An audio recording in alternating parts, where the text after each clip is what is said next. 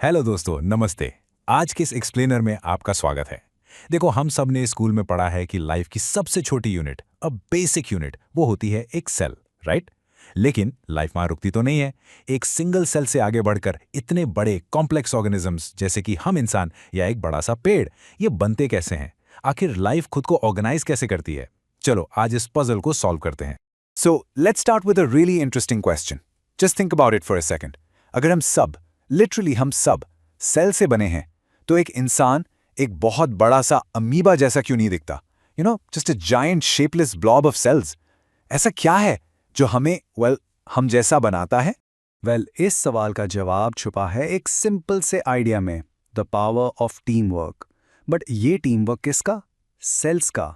सोचो, एक अकेला सेल, वो बस एक अकेला सेल है, बट जब ये सेल्स एक साथ मिलके काम करना शुरू करते हैं, ओह, तभी तो मैजिक होता है। Let's find out more about this team work. और इसी टीम वर्क को साइंस की भाषा में हम कहते हैं टिश्यू। हाँ, वही TISSUE। देखो इसकी डेफिनेशन क्या कहती है।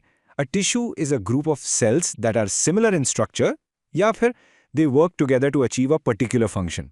सिंपल भाषा में, जब सेल्स जो या तो एक जैसे दिखते हैं या एक ही काम करने के लिए साथ आते हैं, एक टीम बनाते हैं, बस उसी टीम को हम टिश्यू बोलते हैं। Okay, let's look at some examples to make this clearer. सबसे पहला, ब्लड। हाँ, आपने सही सुना, ब्लड एक टिश्यू है। क्यों? क्योंकि इसमें अलग अलग सेल्स हैं, red blood cells, white blood cells, और ये सब मिलकर एक ही मिशन पर हैं, पूरी बॉडी में ऑक्सीजन, फूड और वेस्ट प्रोडक्ट्स को ट्रांसपोर्ट करना। Team work, right? फिर प्लांट्स में होता है फ्लोएम। इसका काम है लीव्स में बना खाना प्लांट के दूसरे हिस्सों तक पहुंचाना।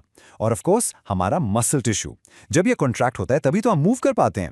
ये सब परफेक्ट एग्जांपल्स हैं कि ये स्पेशलाइज्ड सेल टीम्स यानी टिश्यूज कैसे काम करते हैं। तो ये सब इतने स्मूथली काम कैसे करता है? इसके पीछे एक बहुत ही इंपॉर्टेंट कॉन्सेप्ट है जिसे हम कहते हैं डिवीजन ऑफ लेबर। इसको ऐसे समझो, जैसे एक बड़ी कंपनी में हर डिपार्टमेंट का अपना अपना काम होता है, राइट? कोई मार्केटिंग देखता है, कोई फाइनेंस।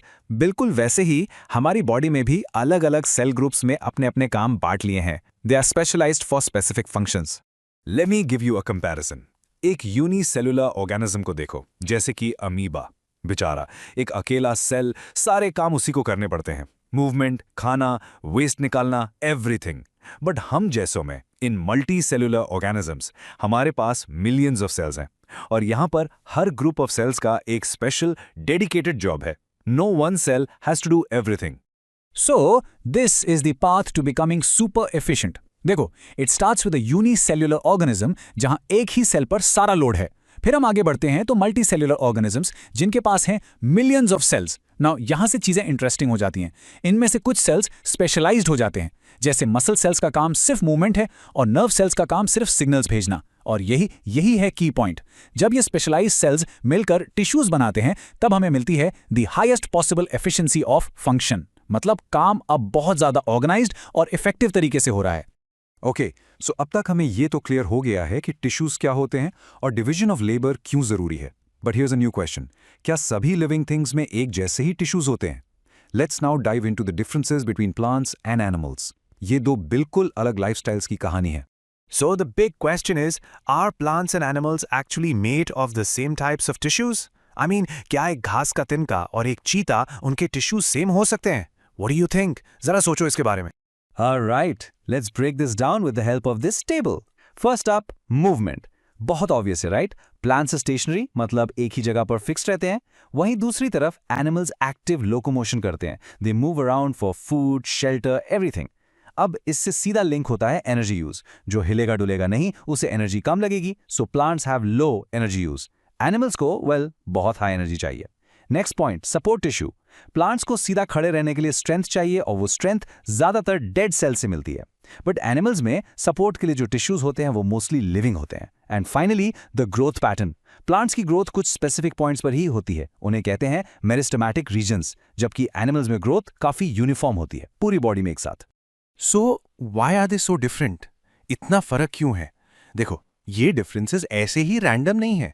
इसके पीछे एक बहुत बड़ा रीजन है, और वो है उनके जीने का तरीका, their mode of life. And this quote here, it sums it all up perfectly. It says that this fundamental difference reflects the different modes of life pursued by these two groups. एक तरफ है sedentary existence और दूसरी तरफ है active locomotion.